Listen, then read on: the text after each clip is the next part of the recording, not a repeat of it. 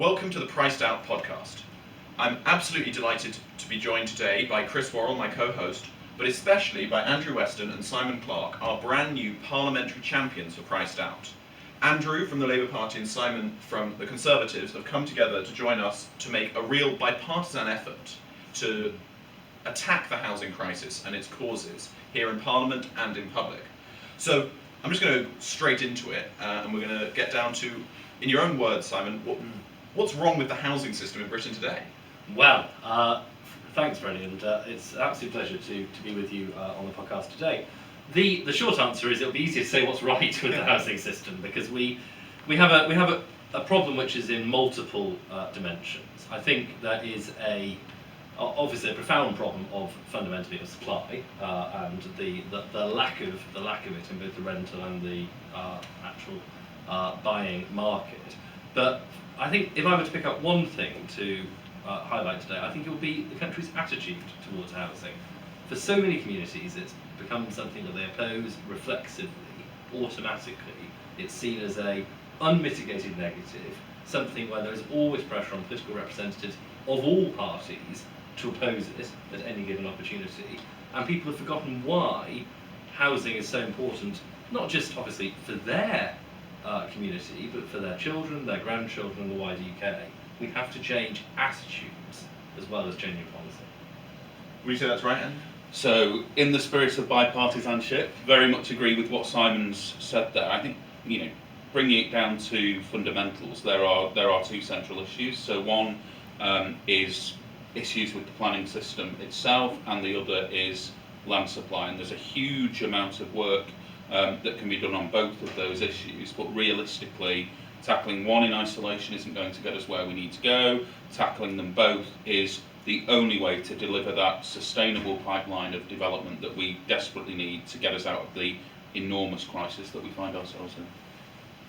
Yeah, I mean, you're exactly right, Andrew, to talk about the planning system in particular. And if I'd been Secretary of State for longer last year, this was the big challenge, really, and I think it's a challenge which remains to be addressed. That in the end, if you have a system which is so weighted to the opponents of new homes, and frankly it's so easy to trigger by the opponents in terms of the thresholds that need to be met for proposals not to get green lighted, you are never going to get anywhere.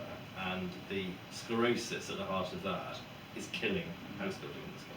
Absolutely. So, in effect, it's a discretionary planning system that deals with things on a case-by-case basis, stops local authority planners from being able to plan systemically and shape place, but it also means that you, by design, hear most from the voices of those living close to a development rather than those who want to live in a development moving forward. It's interesting that you both, we talk about planning in its discretionary format, which is kind of on a case-by-case system is not quite in effect planning to some extent. But you're both excellent examples of MPs on opposite sides of the House, and you've demonstrated how both sides can come together to tackle this issue and transcending that party politics. But how do we convince your colleagues to do the same, Andrew? Look, it's not easy, and it is a big change for people, and one of the reasons that it's so challenging for people is the nature of the system. So for me, it's a chicken and egg question, in that if you are able to bring around about changes in the planning system that tilt things away from, frankly, the NIMBYs, from the people who are worried about the impact on their view, towards the people who are worried about their ability to have a roof over their heads at night, I think that you will necessarily see colleagues being more supportive. But I think the other thing that has to factor more into the debate is the voice of people who are currently struggling, and we don't hear enough about that at the minute. And I would say that is a system problem, and that if you had, for instance, a flexible zoning system, you could do a more front-loaded consultation, you could reach out to those people. But the root cause of this, for me, in terms of the approach that politicians take, is that it is very, very difficult to stand up and say no to thousands of people in your community who are coming forward threatening you with votes, who are organised on a scale that is very rarely seen, and who are able to mobilise people on an issue who've never particularly engaged before. You know, if I think about high-profile housing schemes in my area, thousands of people coming out in support, they tell me on the doorstep years later that is the only time they've ever seen an upswelling like that in their community, and they're proud of it. And so to stand up to that as MPs, as councillors, is actually quite difficult. So I'm not critical of colleagues necessarily, but what I want to see is A, the voices of those impacted coming through more strongly, and B, the inequality arguments coming through more strongly on this, particularly now generational inequality. So if I think about, you know, people under 40 now, the average age, I think that people are going to be able to buy a home is probably late 30s now. 37 is a statistic that we see quite a lot. I did it at 35, 36, I'm 38 now, so it's not easy for people, and we need to hear those people coming forward far more and showing that not just they're affected, but the next generation after them will be affected if their parents are living in insecure accommodation, but also that their parents are affected too, because, you know, I'm somebody who's spoken a lot about the boomer generation being able to, you know, have an awful lot of aggregated and accumulated wealth, and I want to see us start the argument with them about their children being able to do the same thing, not once they're dead and they inherit that, but actually just moving through and buying their own home as they were able to do 30 years before. So Simon, just on that point, how do we convince your colleagues to do the same as well? I mean, I think actually the language of inequality and unfairness is very powerful on both sides of politics, and you know, there is absolutely no question now that we live in a society where your life chances are stratified predominantly by the wealth your parents have, and that is because the biggest single purchase that you'll ever make in your life is your home, and your ability to buy a home in large parts of England, not all of it, but large parts, particularly London and the South East Quarter, is almost entirely correlated to the bank of mum and dad. So that clearly has, as Andrew rightly says, massive generational unfairness written into it. I think also, for my party, I mean, Andrew rightly talks about the language of fairness. I suppose as a Conservative I should talk about the language of opportunity. And I think, you know, it is at the heart of the Conservative vision that if you work hard and do the right thing, to use that tired old phrase, then you should get the rewards of that, right? And it is an entirely reasonable expectation, or at least it always has been up until now, that that would include a home of your own. And that is not true. You know, on an MP's salary in London, you try buying a home, right? I mean, this is the madness of where we've got to, that, you know, large parts of London, it's not hundreds of thousands, it's millions to buy a house. And these are not palatial residences. So if you think of your average, you know, hard-working family, you know, the discrepancy between what they earn, particularly at a time of squeezed incomes, and what they need to buy or even to rent is just ever growing. And I think for a party of opportunity, that is a death sentence unless we get this right. And I realise we actually haven't said this, but I think it's important. Obviously, we're priced out here on this podcast. We think that the answer to this is supply. Yeah. Supply of social homes, affordable homes, and market rate homes. You know, we need all of it. Simon, how do you talk to colleagues about who might be perhaps sceptical of that, that it might that just more supply is the answer? And this is where it gets tricky, because there's lots of people who work themselves into sort of various contortions to pretend that it's not the case. And you know, for years now, successive governments, including obviously many of my party, have offered us demand side fixes, right? So Help to Buy is your classic demand side fix. You're bringing down or attempting to bring down the cost, but in reality, it is fundamentally being driven by the lack of housing units. So, what do? I think we have to win the economic argument, the fundamentals that actually this is indeed the supply side problem. I don't think we've quite won that argument with a lot of people yet, and you do hear some pretty mad arguments about the fact if you build more homes, it still won't bring them down. They'll all go on the market at 700,000. I mean, we just need to take that on systematically and that job is not yet done. It may seem self-evident to us, and it may feel to many viewers of this podcast as though it's an absolute truism. It isn't the case that the public at large get that yet, and we need to win that argument. I think I also, I think there's a strong moral dimension to this, which we need to pitch as well, that what's happening is just wrong. And then there is a clear political argument as well for MPs on both sides of politics. For the Labour Party, if they form a government next year, that is an enormous prize for a first-term Labour government to unlock this problem, which will require courage, because that will not be straightforward. And for my party, that we are literally failing to build ourselves out of power, if you like. There is a real issue with Conservative support in Greater London. That's probably the area of the country where you've seen the biggest change over the last sort of 30 years, I think. London under Mrs Thatcher was an absolutely Tory city. It is now almost impossible to find a Tory seat left. Why is that? It's because free market economics in London don't work.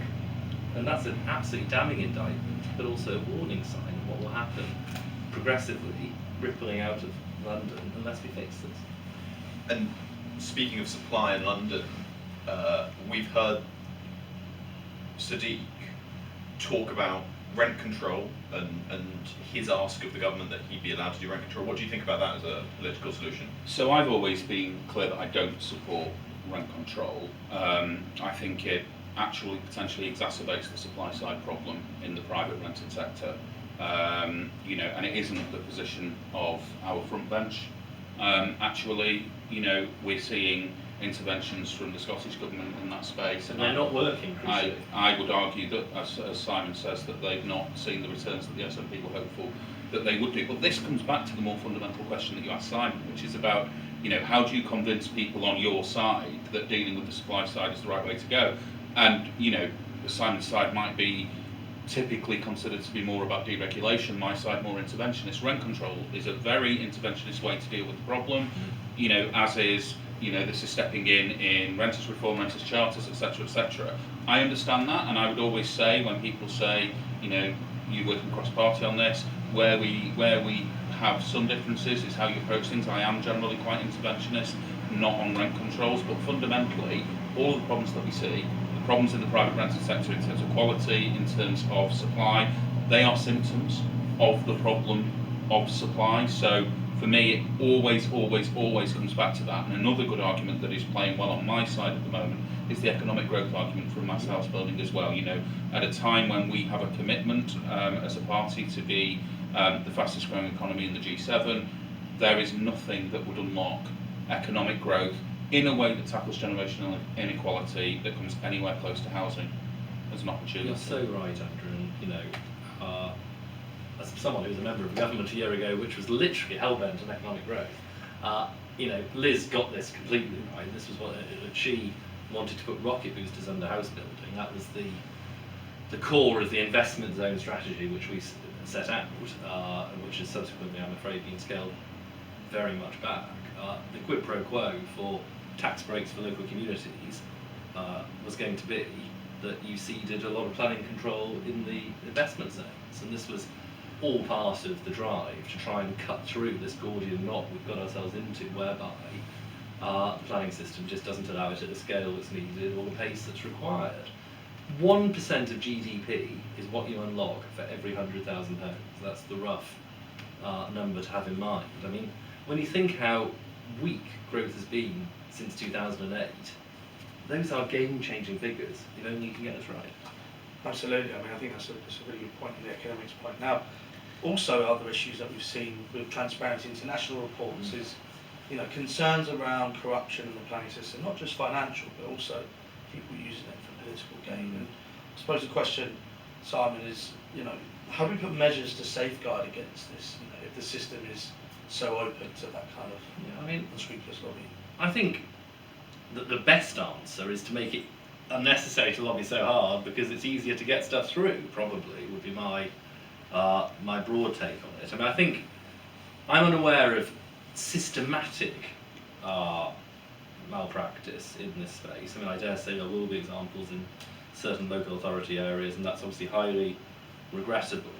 So I think, just allow more to be built. I suppose probably B, resource planning departments better as well, so you don't end up with power being concentrated in the hands of a few individuals. I think allowing local authorities to plough back more of the revenue from new homes into staffing what are often very stretched parts of the local authority family is a very important thing for us to do, because that is itself one of the problems the system faces, that good people get poached by the consultancies, leaving authorities, frankly, constantly running to stand still in terms of recruiting. Thank you. And then, Andrew, so for a long time house builders have run into the common hurdle of this: housing isn't affordable enough, and therefore we're blocking it. We've seen it with the state regens and other things. But I mean, what's your take on that? So I think there's two things. One is I am a massive supporter, obviously, of affordable housing, all different tenure types within that, and I want to see local authorities looking at really ambitious local plans that do deliver sufficient affordable, but also at the same time, land prices are berserk in some areas. What it is about, and I'm a former local authority leader who did a lot in this space, is about making sure that when you, as a local authority, receive a planning application, you go over the viability proposals that have been put forward, you really kick the tyres on that, you extract every penny available, but you're not punitive. So if I give a really obvious example from Trafford, in the 5 years that I was leader of Trafford Council, through use of a viability consultant, we extracted a further £47 million of additional affordable housing contributions in schemes that went through in Trafford. But we know that that was not about driving towards our hard target, which was in some areas 30%, in some areas, hot zones, cold zones, etc., in some areas less than that. It was about kicking through those figures with, with the developer and talking to them about the absolute most that they could do, but being reasonable when that wasn't achievable. So we might not achieve 30 on something, but the starting point was 5, we might end up around 15, 17.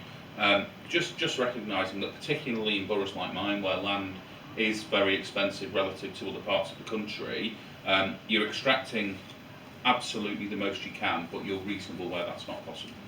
I think the point of what you can leverage from an application is so important for authorities. So I've seen this in Middlesbrough, the difference it makes to a community's willingness to host homes if you can say, this is going to unlock a new GP surgery, which is what's happened in a suburb of a town called Nunthorpe recently, and that's transformed local GP provision across tens of thousands of people's lives. Is getting that win for the existing community. Too often, new housing is all about the impact it has in a negative way on the host community. We've got to get a conversation which is about meaningful incentives for the people who then receive those new homes into their lives. And actually, one of the ideas which the growth group of Conservative MPs, which I've been working with, have looked at, is whether you could even look at incentivising the council tax system to recognise communities who actually do the right thing, step up, and are welcoming as opposed to reflexively hostile to new homes being created. And do you think some of the points that were raised in the debate where you two are commending each other's contributions, that things where like the builders remedy, I mean, we've seen, I think the Land Promoters Developers Forum, who recently changed their name, have highlighted that we've got a countless number of authorities that haven't got local plans in place, that are not planning for enough homes, and obviously there's been targets that are now, I think in Basingstoke and other places as well, are coming much lower. What can we do? I mean, can we learn from abroad? Here we go. Right, it's time for a good bit of carrot and stick. So I was talking about incentives a moment ago. There needs to be a bloody great stick as well for the authorities who don't play ball. So I would say that if you don't have a local plan, the government should just impose one, and that you'll start getting some local plans developed then. And that is tough from a localism point of view. But you know what? It is absolutely unacceptable that a city like York hasn't had a local plan since I think the 1950s. Yeah. It is bananas, and that's in one of the most in-demand areas of England, bar none. So, we're going to have to sharpen the penalties. I really regret, as a matter of public record, the decision the government took last year to effectively abandon our housing targets. We've been playing catch-up ever since, and I think that you've got to have clear requirements which are enforceable, that local communities should have a plan. And I think that the merits of any individual plan are for a locality to decide, but you can't just opt out. It seems to be more commonplace in international norms, that you can't just not provide. Yeah. Absolutely. So I mean, let me kick off with the obvious point, because Simon's been outspoken about this as a member of the Conservative Party. From my point of view, I think it's a disgrace that housing targets have been scrapped. But not just that. What is linked to that around the requirement for a 5-year supply of land, around submitting your local plan to a planning inspector to ensure that it is deliverable and robust. But the solution that I've talked about in the chamber, and obviously my party at the moment are looking at planning reform, but I think there's more work to be done on exactly what that will look like. So this is something that we see in different parts of the world, been around since the early 80s in California. So it may not be, if you don't have a local plan, find them, or certainly it could be part of a smoothing process towards that, because it takes time to draw up a local plan. But what it does say is, if you are not building the homes that you are required by targets, then we will take your decision-making powers off you, which I'm really comfortable with. But as a former local authority leader, I know that human nature means that some councils, where it is politically useful to them to do so, will go, actually good, because we don't need to make the difficult decisions. It doesn't hurt us in our communities, it won't hurt us at the local ballot box. So speaking of changes to planning policy, we've talked about something that was pretty negative, and we're starting to see the real impact of that bite now. Maybe a small glimmer of light out of I think you're not being kind enough. Well, I think quite a medium-sized chink. Well, a medium-sized chink of light, which I think is in no small part down to your campaigning on this from inside the party. Talk to me about nutrient neutrality. What does that mean? What's happened? What does it mean? Well, I think what it ought to mean is that we unlock in the region of 100,000 homes which already have planning permission, which are currently being forestalled from being delivered owing to the interpretation made by Natural England of what is a legacy EU ruling on nutrient neutrality. That is to say that new homes ought not to contribute to a nutrient pollution net in a given river catchment area. The key point to understand here is new homes overwhelmingly are not the cause of nutrient pollution, right? It's agriculture, and fundamentally it's also the very poor state of a lot of our water infrastructure. Those are the problems. That, in fairness, is what the government is spending a lot of money, you can argue belatedly, on fixing. So, we're actually doubling the money that's going into that effort, and there are very clear targets that stretch ahead to 2030 to clean up our rivers. It is ridiculous that our home building industry has been dragged into this. They are the victims of this wider problem, and it was never intended by anyone in government that nutrient neutrality should be interpreted in this way. There are 74 local authority areas where de facto no new homes are being built at the moment, stretching from the Solent right up to my neck of the woods in Darlington. So we have to change this. We're doing it by effectively disapplying the habitat regulations in regard to new homes. We are not in any way undermining the requirement for the underlying problems to be fixed. We're simply saying that we need to find a solution which means that we identify the real culprits rather than people who are unfortunately just scapegoats in a wider problem. So I hope it will happen.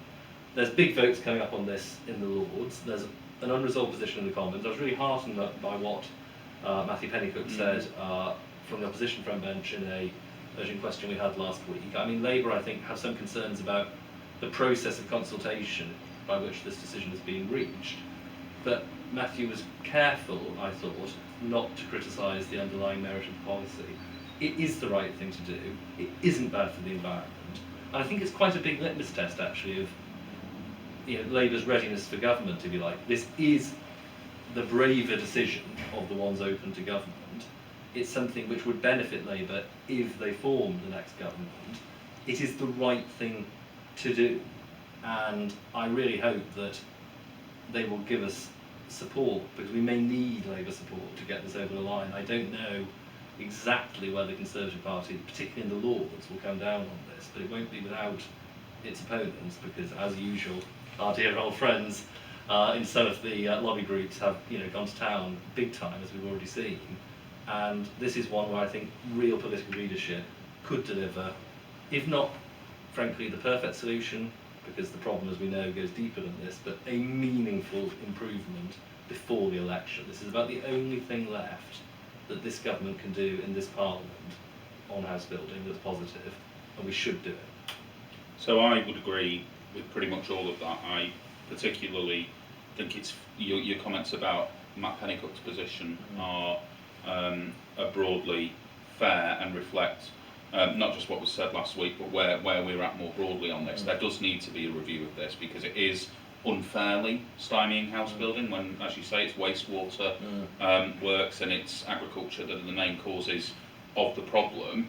I do think, and I would expect our front bench to push on this in due course, that if we're going to change the law in this space, we would want to see that investment that you mentioned, Simon, that's being double enshrined in law, so that we've got that reassurance there. But I think, provided that we can get that, we will hopefully get to a place where we're able to get this over the line. A stat from Britain Remade the other day, which I found utterly mind-blowing, was that we spent more money consulting on the Lower Thames crossing than Norway did digging the longest road tunnel in the world. Yeah. So, And I don't think we've still completely reconciled our position on We haven't- the yeah, we haven't started I mean, it. it's one of those ones that continually gets kicked back and forward. And it is, we are dreadful as a country at building things, and we have made it an art form, and this is something where absolutely, on a cross-party basis, we need a consensus for reform, because it would be easy, I think, for both parties, and of course it will be easy for the Liberal Democrats, to make hay from this, right? Doing this comes at a political cost, just intrinsically, for all the reasons we identified at the start of the podcast.